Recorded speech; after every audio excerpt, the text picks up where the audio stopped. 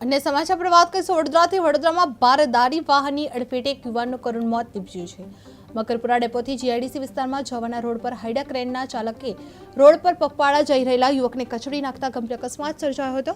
અકસ્માતના CCTV footage સામે આવતા સમગ્ર ઘટનાએ ચકચાર મચાવી દીધી છે। મૃતક યુવકની ઓળખ વિનોદ ભાભોર તરીકે કરવામાં આવી છે, જે આ ઘટનાના પગલે માર્ગ પર ભારે ટ્રાફિક જામ સર્જાયો હતો।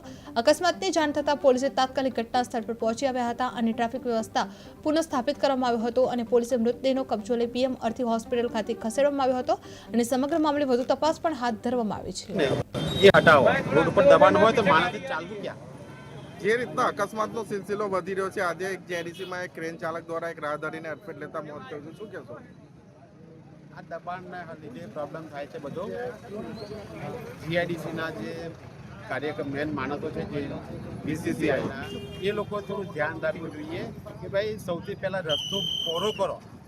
શું કહેશો? અત્યારે 25 કરોડના ખર્ચે પણ રસ્તો પહોળો કરવામાં આવ્યો છે। સ્ટ્રીટ લાઇટો બી નહીં ચાલતી, રસ્તો કરે છે, પાછો ખોદી નાખે છે અને જેમ તેમ મોટી ગાડીઓ વાળા જાય છે, ટ્રેન વાળા જેમ તેમ જાય છે। આ બીજું તો 13 તારીખે રાતે બી અહીંયા એક્સિડન્ટ થઈને મરી ગયો છે એક ભાઈ, 13 તારીખે રાતે 8 સાડા 8 અને આજે બી પાછું થયું। બોલો શું કરવાનું?